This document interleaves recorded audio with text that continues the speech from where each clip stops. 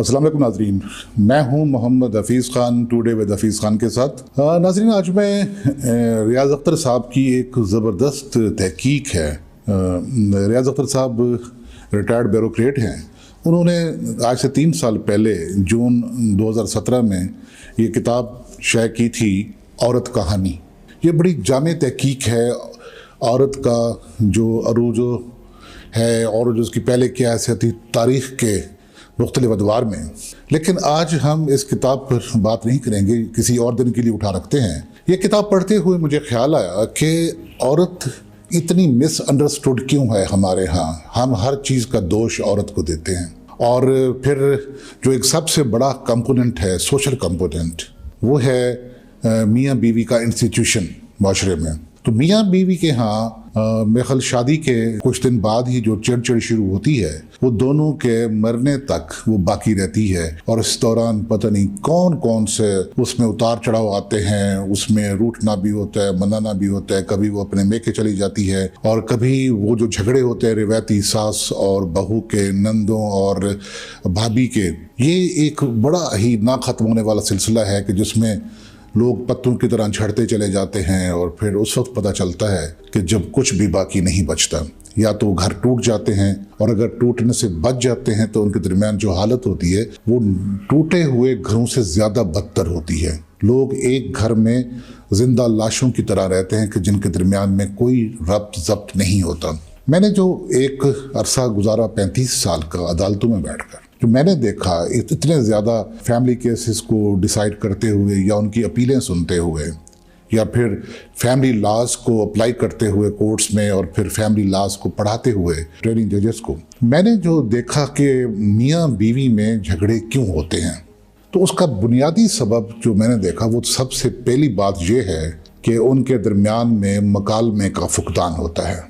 हमारे यहाँ पहले तो ये होता था कि शादी की जा रही है बच्चों की, उनके वालिदैन पसंद कर रहे हैं, लड़के लड़की का या दूल्हा दुल्हन का तो पसंद की बात ही आप छोड़ दें, कौन किसकी पसंद है, बल्कि पसंद किया जाना उसको समझा जाता था कि समाजी तौर पर बहुत बड़ी बुराई है। हालांकि एक दूसरे को पसंद करना ये तो शरीयत के मुताबिक फेल है कि उन्होंने ज़िंदगी गुजारनी है। माँ बाप ने तो चले जाना है मुल्क अदन को, ज़िंदगी तो उन्होंने गुजारनी है और वो अगर बेजोड़ शादी होती है तो क्या खाक निभेगी। फिर उनके दरमियान में आप देखिए कि मर्द को उसके दोस्त डराते हैं शादी के नाम से कि यूं होगा, फलां होगा, ढिमका होगा, और जो बुजुर्ग हैं वो उसकी तरबियत का कोई एहतमाम नहीं करते। उधर लड़की के लिए भी उसकी जो सहेलियां होती हैं उसके लिए मुसलसल खौफ का नाम लेती हैं। जो एक दूल्हा आ रहा है या उसका हस्बैंड होने वाला है वो उसके लिए खौफ की अलामत बन जाता है। इसी तरह जो बीवी है वो जिनसी तौर पर शौहर के लिए खौफ की अलामत होती है जो उसके दोस्त उसके लिए पैदा करते हैं। और बात कहाँ आती है कि ना लड़की के लिए कोई तरबियत का इंतज़ाम है हमारे माशरे में कि उसके माँ, उसकी खालाएँ, उसकी चचियाँ या उसकी जोलियाँ जो शादीशुदा हैं उसको बताएं। इसी तरह से हम अपने बच्चों के लिए जो मेल है, लड़के हैं, उनकी भी तरबियत का कोई एहतमाम नहीं होता। एक फासला है उनके पेरेंट्स के दरमियान में और बच्चों के दरमियान में ना दिखाई देने वाला। और इसी तरह एक और फासला है लड़की और लड़की की माँ और लड़की की खालाओं और लड़की की जो फूफियाँ उनके दरमियान में। तो होता क्या है, दोनों ये समझ कर आते हैं कि दूल्हा एक मुतशद्दद आदमी है जो बात बात पे भड़क उठता है। ये दुल्हन के ज़हन में कंसेप्ट आ जाता है, जो मारता है, ठुकाई करता है, चूँकि उसके पेरेंट्स ने उसे कहा होता है कि बेटा तुम डोली में बैठ के जा रही हो, तुम्हारा जनाजा वहाँ से निकलना चाहिए। मुझे तो आज तक इस बात की समझ नहीं आई कि एक बेजोड़ शादी को क्यों सस्टेन होना चाहिए। तो वो इसी खौफ पे कि मैं वहाँ जुल्म सहती है कि मैं अगर वापस जाऊँगी तो मेरे जो पेरेंट्स हैं वो मुझे फिर निकाल बाहर करेंगे, मुझे फिर यहीं आना होगा। तो वहाँ पर वो हर किस्म का जुल्म सहती है। वही नंदें और वही सास जो उसे बड़े चाह से ब्याह कर लाती हैं, उनके दरमियान में एक अनसीन रिफ्ट पैदा हो जाती है। होता क्या है कि बहनों को अपने भाई पर एक मान होता है कि उसका वो प्यार ख़त्म हो गया पहले वाला। माँ देखती है कि जैसे दुल्हन घर आई है तो वो उसके लिए अब वो एक पर्सोना नॉन ग्राटा बन के रह जाता है। बल्कि मैंने अपने देखा है कि सराकी वसेब में तो ये कहा जाता था कि माएँ शादी से पहले अपने बेटे को ताना देती हैं कि तुम्हारी शादी कर तो रहे हैं लेकिन वो तुम्हारे हाथ ही बूटी होगी, यानी तुम्हारे दिल का टुकड़ा होगी, तुम हमें भूल जाओगे, तुम उसके गुलाम बन जाओगे। और बेटे से कस्में ली जाती हैं और बेटे को कुरान उठवाए जाते हैं कि जनाब तुमने ये नहीं करना, तुमने उसका गुलाम नहीं बनना, उसके नीचे नहीं लगना, उसकी कोई बात नहीं माननी वरना वो सर पे चढ़ जाएगी। तो ये वो माहौल होता है माकूस तरबियत का जो से दी जाती है। ऐसे में जब दो अजनबी लोग आपस में मिलते हैं तो उनके जहन में ये होता है कि वो एक दूसरे के लिए सिर्फ जिनसी खेल का एक खिलौना है, इससे ज़्यादा कुछ भी नहीं है। अगर दूल्हा शादी के बाद कुछ लम्हे अपनी बीवी के पास बैठता है, उसकी बात सुनता है, तो सबके माथे पर घर वालों के तेवरियां पड़ जाती हैं। बीवी कुछ कहना चाहती है हस्बैंड से, वो कह नहीं पाती, और हस्बैंड कुछ कहना चाहते हैं बीवी से, वो नहीं कह पाता। ये तो उसका होता है इब्तदाई दौर। यहीं से वो तमाम तर चढ़ शुरू हो जाती है।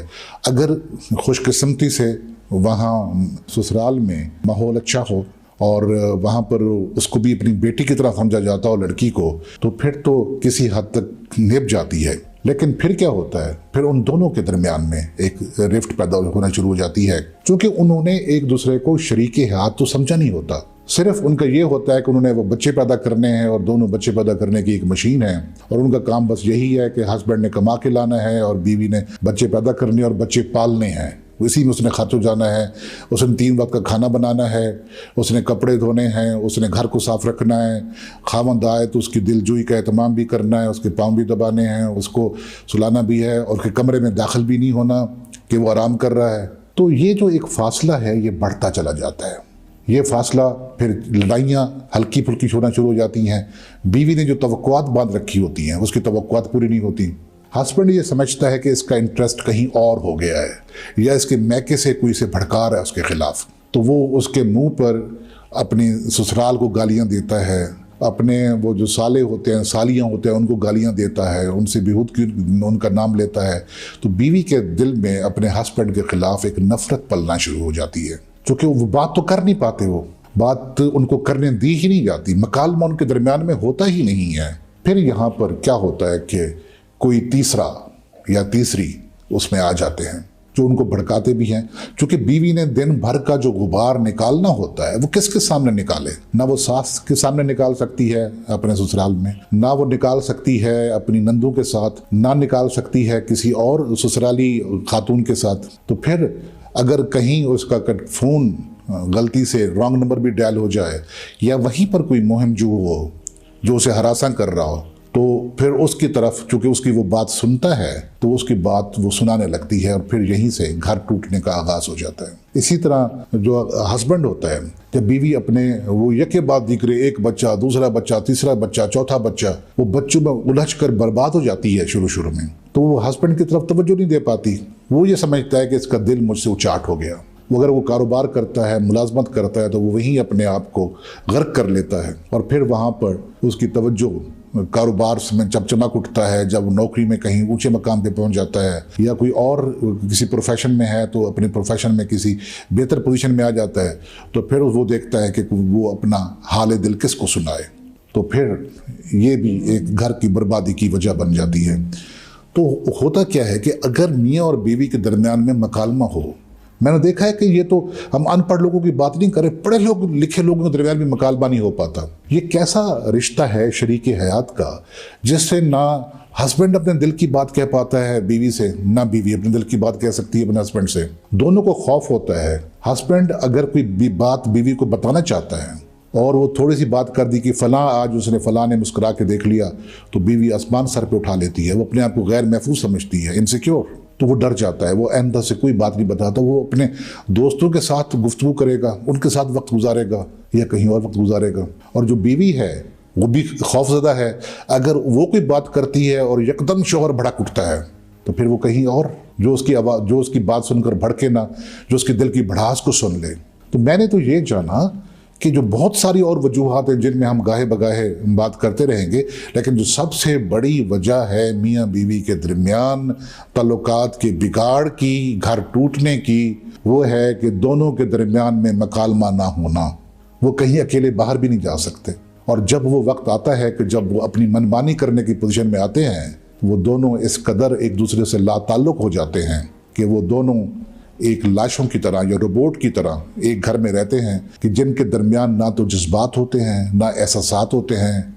वो सिर्फ ये है कि खामंद कमाने की मशीन है, बाहर से पैसा, और जो बीवी है वो पकाने की मशीन है, या घर में मुलाजिम भी आ गए हैं तो फिर भी वो घरदारी की मशीन है।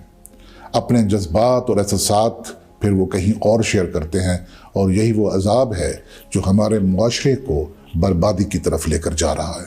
तो इससे पहले कि मियाँ बीवी का इतना ये एक ज़बरदस्त पाकीज़ा रिश्ता है कि ये रिश्ता टूटे, तो मियाँ बीवी के दरमियान ये मकालमा होना चाहिए, और घर वालों को भी चाहिए कि उनको आपस में बात करने दें, उनको शेयरिंग करने दें। जैसा कि मैंने पहले कहा कि वो किसी जिनसी अमल के लिए नहीं आए, सिर्फ वो शादी नहीं है। शादी है दो रूहों का मिलाप, और फिर उनके दरमियान में दो ज़हनियों का मिलाप। बच्चे जो उनके पैदा होते हैं, अगर वो माँ बाप को लड़ते झगड़ते देखते हैं और एक दूसरे से बेगाना देखते हैं, तो अगर लड़का है तो वो बड़े होकर फिर वो औरत से वही सलूक करेगा जो उसका बाप किया करता था। अगर बेटी है वो जब देखेगी तो वो अपने शौहर से वही सलूक करेगी कि जो उसका बाप किया करता था अपनी बीवी से। तो नाज़रीन, अगर ये बातें आपको अच्छी लगी हों तो आप ज़रूर शेयर कीजिएगा और इस चैनल को सब्सक्राइब किया करें। आपने कोई बात पूछनी हो, कोई शेयर करना हो, तो इस वक्त स्क्रीन पे आपको हमारा व्हाट्सएप नंबर दिखाई दे रहा है। आप अपनी गुफ्तगू रिकॉर्ड करके भेज सकते हैं, और आप टेक्स्ट मैसेज भी भेज सकते हैं। और इस चैनल का जो पैगाम है उसको लाइक कीजिए और दूर तक फैलाइए। बहुत शुक्रिया। हफीज़ खान को इजाज़त दीजिए। खुदा हाफिज़।